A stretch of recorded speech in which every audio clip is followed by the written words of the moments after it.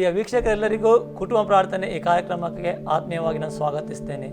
ಪ್ರಿಯ ವೀಕ್ಷಕರೇ, ಮುಂಜಾನೆ ಜಾವದಲ್ಲಿ ಯೇಸು ಸ್ವಾಮಿಯ ಸನ್ನಿಧಿಗೆ ಕುಟುಂಬವಾಗಿ ಸೇರಿ ಬಂದು ನಾವು ಆತನ ಆರಾಧಿಸುತ್ತಾ ಆತನ ಸನ್ನಿಧಿಯಲ್ಲಿ ವಾಕ್ಯ ಧ್ಯಾನ ಮಾಡುತ್ತಾ ಪ್ರಾರ್ಥನೆ ಮಾಡುತ್ತಾ ನಾವು ಈ ದಿನವನ್ನು ಪ್ರಾರಂಭ ಮಾಡುವ ಪ್ರಿಯರೇ. ಬನ್ನಿ ಪ್ರಿಯರೇ, ನಾವೆಲ್ಲ ಒಟ್ಟಾಗಿ ಸೇರಿ ಯೇಸು ಸ್ವಾಮಿಯನ್ನು ಒಂದು ಹಾಡು ಹಾಡುವುದರ ಮೂಲಕ ಘನಪಡಿಸೋಣ, ಮಹಿಮೆ ಪಡಿಸೋಣ, ಸ್ತುತಿಸೋಣ. ನೀವು ಕೂಡ ನಮ್ಮೊಂದಿಗೆ ಸೇರಿ ಈ ಹಾಡನ್ನು ಹಾಡಬೇಕಾಗಿ ನಾನು ನಿಮಗೆ ಕೇಳಿಕೊಳ್ತೇನೆ.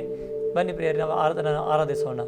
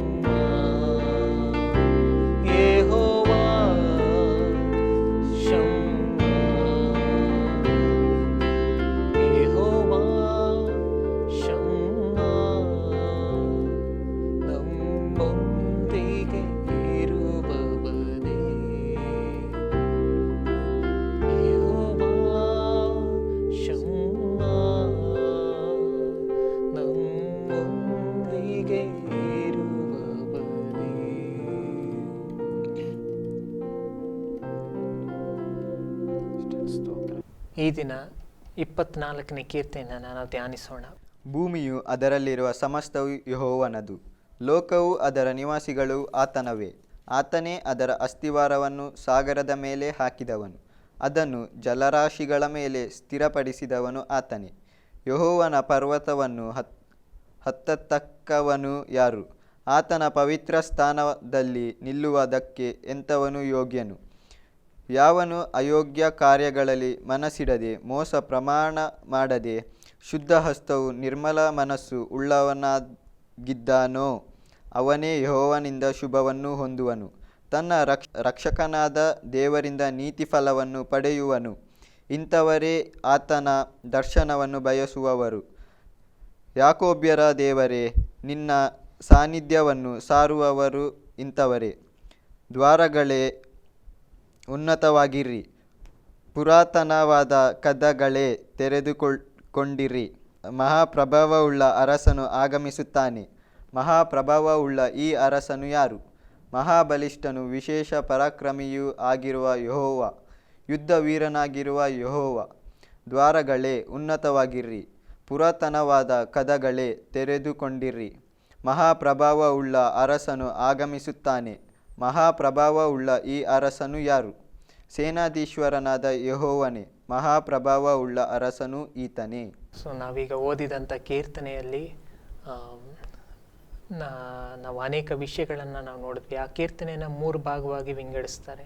ಮೊದಲನೇದಾಗಿ ನಮ್ಮ ಜೀವಿತಕ್ಕೆ ನಾವು ಅಳವಡಿಸಿಕೊಳ್ಳಬೇಕಾದಂತಹ ಕಾರ್ಯಗಳು. ಎರಡನೇದಾಗಿ ಆ ಅಳವಡಿಸಿಕೊಂಡಂಥ ಕಾರ್ಯಗಳ ನಿಮಿತ್ತವಾಗಿ ನಡೆಯುವಂಥ ವಿಷಯಗಳು. ಮೂರನೇದಾಗಿ ಆತನ ಬರೋಣವನ್ನು ಸೂಚಿಸ್ತದೆ. ಸೊ ಈ 3 ಕಾರ್ಯಗಳು ಆ ಕೀರ್ತನೆಯನ್ನು 3 ಭಾಗವಾಗಿ ನಾವು ವಿಂಗಡಿಸಬಹುದು. ಸೊ ನಾವು ಆತನನ್ನು ಸೇವಿಸೋದಾದರೆ, ನಾವೀಗ ಹಾಡಿದ್ವಿ ಹಾಡು, ನಾವು ಕುಟುಂಬವಾಗಿ, ನಾವು ವೈಯಕ್ತಿಕವಾಗಿ ಕರ್ತನಲ್ಲಿ ನಾವು ನೆಲೆಯಾಗಿರಬೇಕು, ಕರ್ತನೊಂದಿಗೆ ನಾವು ಜೀವಿಸಬೇಕು ಅನ್ನೋದಾದರೆ, ಯೇಸು ಕ್ರಿಸ್ತನು ನಮಗಾಗಿ ನಮ್ಮ ಪ್ರಾಣವನ್ನೇ ಕೊಟ್ಟು ತನ್ನ ಸ್ವಂತ ರಕ್ತವನ್ನು ನಮಗಾಗಿ ಚೆಲ್ಲಿ ನಮ್ಮೆಲ್ಲರನ್ನ ಆತನ ಕ್ರಯಕ್ಕೆ ಕೊಂಡುಕೊಂಡಿದ್ದಾನೆ. ಆದರೆ ಆತನ ನಮ್ಮಿಂದ ಅದಕ್ಕೆ ಬದಲಾಗಿ ಬಯಸಿದ್ದು ಒಂದೇ ಒಂದು, ಯಾವುದು? ಅದು ನಮ್ಮ ಹೃದಯವಾಗಿದೆ. ಆ ಹೃದಯ ಆತನಿಗಾಗಿ ನಾವು ಅರ್ಪಿಸೋದಾದರೆ, ಆ ಓದಿದಂಥ ವಾಕ್ಯ ಅದೇ ಇದೆ. 3 ಮತ್ತು 4ನೇ ವಾಕ್ಯವನ್ನು ನಾವು ಓದಿದರೆ ಅಲ್ಲಿ ಆತನ ಪರಿಶುದ್ಧ ಪರ್ವತವನ್ನು ಹತ್ತತಕ್ಕವರು ಯಾರು? ಆತನ ಪರಿಶುದ್ಧ ಸ್ಥಳದಲ್ಲಿ ನಿಲ್ಲತಕ್ಕವನು ಎಂಥವನು? ಯಾರು ಅಯೋಗ್ಯ ಕಾರ್ಯಗಳಲ್ಲಿ ಮನಸ್ಸಿಡದೆ ನಿರ್ಮಲ ಮನಸ್ಸು, ಶುದ್ಧ ಹಸ್ತಗಳು ಉಳ್ಳವನು ಆತನಿಂದ ಶುಭವನ್ನು ಹೊಂದುವನು ಎಂಬುದಾಗಿ. ಖಂಡಿತವಾಗ್ಲೂ ಪ್ರಿಯರೇ, ನಾವು ನಮ್ಮ ಹೃದಯವನ್ನು ಸಂಪೂರ್ಣವಾಗಿ ಕರ್ತನಿಗಾಗಿ ನಾವು ಒಪ್ಪಿಸಿಕೊಡುವಾಗ ಕರ್ತನಿಂದ ಬರುವಂಥ ಆ ಶುಭವನ್ನು, ಆತನ ಕೃಪೆಯನ್ನು, ಆತನ ಉಚಿತಾರ್ಥವಾದಂತಹ ರಕ್ಷಣೆಯನ್ನು ನಾವು ಪರಿಪೂರ್ಣವಾಗಿ, ಆ ರಕ್ಷಣಾನಂದವನ್ನು ಪರಿಪೂರ್ಣವಾಗಿ ನಾವು ಅನುಭವಿಸೋದಕ್ಕೆ ಸಾಧ್ಯವಾಗುತ್ತೆ. ಸೊ ಆ ಹೃದಯ ಯಾಕೆ ಭಾಳ ಮುಖ್ಯ ಅನ್ನೋದಾದರೆ, ಆ ಹೃದಯದ ಒಳಗಿಂದ ಬರುವಂಥ ಕಾರ್ಯಗಳೇ ಮನುಷ್ಯನನ್ನು ಹೊಲಸುಪಡಿಸ್ತದೆ. ನೀವು ಮಾರ್ಕ 7ನೇ ಅಧ್ಯಾಯ 20ನೇ ವಾಕ್ಯದಿಂದ 23ರವರೆಗೂ ನೀವು ಓದಿದರೆ ನಮ್ಮ ಹೃದಯದಿಂದ ಬರುವಂಥ ಕಾರ್ಯಗಳು ಯಾವ್ದ್ಯಾವುದು ಎಂಬುದಾಗಿ ಅಲ್ಲಿ ಸ್ಪಷ್ಟವಾಗಿ ಯೇಸು ಸ್ವಾಮಿ ಹೇಳ್ತಾರೆ. ಸೊ ಮನುಷ್ಯನ ಒಳಗಿಂದ ಬರುವಂಥ ಕಾರ್ಯಗಳೇ ಮನುಷ್ಯನನ್ನು ಪಾಪಕ್ಕೆ ನಡೆಸ್ತಾ ಇದೆ. ನಾವು ಯಾವಾಗ ನಮ್ಮ ಹೃದಯವನ್ನು ಸಂಪೂರ್ಣವಾಗಿ ಯೇಸು ಸ್ವಾಮಿಗೆ ಒಪ್ಪಿಸಿಕೊಡ್ತೀವೋ ಆತನ ನಮ್ಮ ಹೃದಯವನ್ನು ಶುದ್ಧಿಗೊಳಿಸಿ ಅದರಲ್ಲಿ ವಾಸ ಮಾಡ್ತಾನೆ. ಖಂಡಿತವಾಗ್ಲೂ ಇವತ್ತು ನೀವು ಸಮೇತ ವೀಕ್ಷಿಸುವ ಪ್ರತಿಯೊಬ್ಬರು ನಿಮ್ಮ ಹೃದಯಗಳನ್ನು ನೀವು ಕುಟುಂಬವಾಗಿ ನೀವು ಕ್ರಿಸ್ತನಿಗೆ ನಿಮ್ಮ ಹೃದಯವನ್ನು ತೆರೆದುಕೊಟ್ಟು ಆತನಿಗೆ ನಿಮ್ಮ ಹೃದಯವನ್ನು ಸಂಪೂರ್ಣವಾಗಿ ಒಪ್ಪಿಸಿಕೊಡ್ತೀರಾ ಎಂಬುದಾಗಿ ನಾನು ಭಾವಿಸ್ತೇನೆ. ಬನ್ನಿ ನಾವು ಪ್ರಾರ್ಥಿಸೋಣ. ಹಾಲೆಲೂಯ. ಸ್ತೋತ್ರಪ್ಪ, ಉನ್ನತನ ಪರಿಶುದ್ಧನಪ್ಪ, ಯೇಸು ನಾಮದಲ್ಲಿ ಪರಿಶುದ್ಧಾತ್ಮ ಸನ್ನಿಧಿ ಹೊಂದಪ್ಪ. ಸಮಕ್ಕಾಗಿ ನಿಮ್ಮ ಸ್ತೋತ್ರನಪ್ಪ. ಈ ಮುಂಜಾನೆ ಸಮಯದಲ್ಲಿ ಕರ್ತವ್ಯ ಒಂದು ಕುಟುಂಬವಾಗಿ ಅಪ್ಪ ನಿಮ್ಮ ಸನ್ನಿಧಿಯಲ್ಲಿ ಸೇರುವಂಥ ಕೃಪೆಗಾಗಿ ನಿಮಗೆ ಸ್ತೋತ್ರನಪ್ಪ. ಹೌದು ಕರ್ತನಪ್ಪ, ಈ ಸಮಯದಲ್ಲಿ ಕರ್ತನಪ್ಪ ಯಾರೆಲ್ಲ ಅದನ್ನು ವೀಕ್ಷಣೆ ಮಾಡ್ತಿದ್ದಾರೆ ಕರ್ತನಪ್ಪ, ಅಪ್ಪ ಅವರೆಲ್ಲ ಕುಟುಂಬ ನೀವು ಆಶೀರ್ವದಿಸಬೇಕನ್ನ ಕೇಳಿಕೊಳ್ತೀನಪ್ಪ. ಈ ಅಪ್ಪ ಮುಂಜಾನೆ ವೇಳೆ ಕರ್ತನಪ್ಪ ನಿಮ್ಮ ಸನ್ನಿಧಿಯಲ್ಲಪ್ಪ ಬಂದು ಸೇರಿ ಕರ್ತನಪ್ಪ ನಿಮ್ಮನ್ನು ಆರಾಧಿಸಿ ಕರ್ತನ, ನಿಮ್ಮನ್ನು ಸ್ತುತಿಸಿ ಅದನ್ನು ಮಹಿಮೆ ಪಡಿಸಿ ಕರ್ತನಪ್ಪ, ನಿಮ್ಮ ವಾಕ್ಯವನ್ನು ಧ್ಯಾನಿಸುವಂತೆ ಪ್ರಜಾ ಕೊಟ್ಟಂಥ ಕೃಪೆಗಾಗಿ ನಿಮಗೆ ಸ್ತೋತ್ರ. ಅಷ್ಟು ಮಾತ್ರ ಕರ್ತನಪ್ಪ. ಹೌದು ಕರ್ತನಪ್ಪ, ನಿಮ್ಮಲ್ಲಿ ಅಪ್ಪ ಆಸಕ್ತನಾಗಿದ್ದು ಕರ್ತನಪ್ಪ ಇನ್ನೂ ಹೆಚ್ಚಾಗಿ ಆಶೀರ್ವಾದ ಹೊಂದಿಕೊಂಡು ನಮ್ಮ ಬಲಪಡಿಸಬೇಕು ನಾನು ಕೇಳಿಕೊಳ್ತೇನಪ್ಪ. ಹೌದು ರಾಜನಪ್ಪ, ಈ ದಿನದ ಎಲ್ಲ ಕೆಲಸಗಳನ್ನು ಆಶೀರ್ವದಿಸಿ ಕರ್ತವೆ ಅಪ್ಪ. ಹೌದು ಕರ್ತನಪ್ಪ, ಮಕ್ಕಳನ್ನು ಆಶೀರ್ವದಿಸಿ ಬಲಪಡಿಸಿ ರಕ್ತ ಮಾಡಿ ಕಾಪಾಡಿ ನಡೆಸಬೇಕು ನಾನು ಕೇಳಿಕೊಳ್ತೇನಪ್ಪ. ಅದೇ ರೀತಿ ಹೇಳ್ತೇನಪ್ಪ, ಕೆಲಸಕ್ಕೆ ಹೋಗುವಂತಪ್ಪ ಪ್ರತಿಯೊಂದು ಸಹೋದರ ಸಹೋದರಿ ಪ್ರತಿಯೊಬ್ಬ ನಿಮ್ಮ ಮಸ್ತಕ್ಕೆ ಒಪ್ಪಿಸಿಕೊಡ್ತೇನೆ ರಾಜ. ಅವರಪ್ಪ ಸುಕ್ಷೇಮದಿಂದ ಹೋಗಿ ಉತ್ತಮ ರೀತಿಯಲ್ಲಪ್ಪ ಎಲ್ಲ ಕೆಲಸಗಳನ್ನು ಮುಗಿಸಿಕೊಂಡು ಬರುವಂತೆ ನೀವು ಬಲಪಡಿಸಬೇಕು ನಾನು ಕೇಳ್ಕೊತೀರಪ್ಪ. ಮನೆಯಿರುವಂಥ ಎಲ್ಲ ಹಿರಿಯರನ್ನು ಪ್ರತಿಯೊಬ್ಬ ನಿಮ್ಮ ಮಸ್ತಕ್ಕೆ ಒಪ್ಪಿಸಿಕೊಡ್ತೀರ ರಾಜ. ಯಾವುದೇ ಕೇಳು ಉಂಟಾಗದೆ ನೋಡಿಕೊಳ್ಳಬೇಕು ನಾನು ಕೇಳ್ಕೊತೀನಪ್ಪ. ನಿಮ್ಮ ವಾಕ್ಯಲ್ಲಿ ನೋಡ್ತಿರಪ್ಪ, ಉಪದ್ರವ ಕೂಡ ಸಮೀಪಕ್ಕೆ ಬಾರದು ಎಂಬುದಾಗತ್ತನಪ್ಪ. ಅದೇ ರೀತಿ ಈ ಕುಟುಂಬದಿಂದ ಪ್ರತಿಯೊಬ್ಬರತ್ತನಪ್ಪ ನಿಮ್ಮ ರಕ್ತ ಮಾಡಿ ಕಾಪಾಡಿ ನಡೆಸಬೇಕು ನಾನು ಕೇಳಿಕೊಳ್ತೇನಪ್ಪ. ಹೌದು ಕತೆ, ಇದನ್ನು ಆಶೀರ್ವಾದವಾಗಿ ನಾವು ಮಾರ್ಪಡಿಸಲಿಕ್ಕೆ ಕರ್ತಾವೆ ಎಲ್ಲವೂ ನೀವು ಬಲಪಡಿಸಬೇಕು ನಾನು ಕೇಳ್ಕೊತೇನಪ್ಪ. ಬೇಕಾದ ಜ್ಞಾನ ಕೊಟ್ಟು ನಡೆಸಲಿಕ್ಕೆ ಕರ್ತಾವೆ. ಹೌದು ಕರ್ತನಪ್ಪ, ಅದೇ ಅಷ್ಟು ಮಾತ್ರವಲ್ಲ ಕರ್ತನಪ್ಪ, ಈ ದಿನ ರಾತ್ರಿ ಕೂಡ ಉತ್ತಮ ನಿದ್ದೆಯನ್ನು ಪ್ರತಿಯೊಬ್ಬರಿಗೆ ಒದಗಿಸಿಕೊಟ್ಟು ನಡೆಸಬೇಕು ನಾನು ಕೇಳ್ಕೊತೇನಪ್ಪ. ಈ ದಿನದ ಎಲ್ಲ ಕೆಲಸ ಕಾರ್ಯಗಳ ವಿರುದ್ಧವಾಗಿ ಅದೇ ಕಾರ್ಯ ಮತ್ತು ಅಂಧಕಾರ ಬಲಗಳು ಮುರಿಯಲ್ಪಡಲಿ ಕರ್ತವೆ ಅಪ್ಪ. ನೀವು ಒಪ್ಪೋ ದಾರಿಯಲ್ಲಿ ಪ್ರತಿಯೊಬ್ಬರು ನಡೆಸಬೇಕು ನಾನು ಕೇಳ್ಕೊತೇನೆ ರಾಜ. ನಿಮ್ಮ ಜ್ಞಾನ ಕೊಟ್ಟು ನಡೆಸಬೇಕು ನಾನು ಕೇಳ್ಕೊತೇನೆ ರಾಜಪ್ಪ. ಹೌದು ಕರ್ತನೆ, ಯಾವುದೇ ವಿಷಯದಲ್ಲಿ ಪಾಪದಲ್ಲಿ ಬಿದ್ದು ಹೋಗದ ಕರ್ತನೆ ರಾಜಪ್ಪ, ಶೋಧನೆಯನ್ನು ಜಯಿಸಿ ನಿಲ್ಲಕ್ಕೆ ಆಗುವಂತೆ ರಾಜ ನೀವು ಬಲವನ್ನು ಒದಗಿಸಿಕೊಟ್ಟು ನಡೆಸಿ ಕರ್ತನಪ್ಪ. ಇದನ್ನು ವೀಕ್ಷಣೆ ಮಾಡ್ತಾ ಯಾರು ಕೊಡ್ತಾರೆ ಪಾಪದಲ್ಲಿ ಬಿದ್ದು ಹೋಗಂತೆ ರಾಜ, ನೀವು ನೋಡಿಕೊಳ್ಳಬೇಕು ನಾನು ಕೇಳಿಕೊಳ್ತೀನಿ ರಾಜ. ನೀವು ಹಾಗೆ ಮಾಡೋದಕ್ಕೆ ಪ್ರತಿಯೊಬ್ಬರು ರಕ್ತ ಮಾಡಿ ಕಾಪಾಡಿ ನಡೆಸಿ ಕರ್ತನಪ್ಪ. ದೇವರೇ ನೀವು ಬಲಪಡಿಸಿ ನಡೆಸಬೇಕು ನಾನು ಕೇಳ್ತೀನಪ್ಪ. ಎಲ್ಲ ತಡೆಗಳು ಮುರಿಯಲ್ಪಡಲಿ ಕರ್ತನಪ್ಪ. ದೇವ್ರನ್ನ ಹಾಗೆ ಮಾಡೋದಕ್ಕೆ ಪ್ರಾರ್ಥನೆ ಕೇಳಿದಕ್ಕೆ ಕರ್ತನಪ್ಪ. ಎಲ್ಲ ಸ್ತುತಿಯೆಲ್ಲ ಘನಮಾನಪಿಸ್ತಾ ಯೇಸು ನಾವೇ ಬೇಡಿ ತಂದೆ, ಆಮೇನ್. ಪ್ರಿಯ ವೀಕ್ಷಕರೇ, ಇಷ್ಟೊತ್ತು ನಮ್ಮೊಂದಿಗಿದ್ದು ಈ ಒಂದು ಕುಟುಂಬ ಪ್ರಾರ್ಥನೆಯನ್ನು ನೀವು ಕೂಡ ನಿಮ್ಮ ಕುಟುಂಬವಾಗಿ ಮಾಡಿದ್ದೀರಿ ಎಂಬುದನ್ನು ನಾನು ನೆನೆಸ್ತೇನೆ. ತುಂಬ ಧನ್ಯವಾದಗಳು. ನಾಳಿನ ದಿನದಲ್ಲಿ ನಾವು ತಿರುಗೊಂದು ನಿಮ್ಮ ಮುಂದೆ ಬರಲಿಕ್ಕಿದ್ದೇವೆ. ಅಲ್ಲಿಯವರೆಗೆ ನಿರಂತರವಾಗಿ ವೀಕ್ಷಿಸ್ತಾ ಇರಿ ಆಸರೆ ಟಿವಿ. ವಂದನೆಗಳು.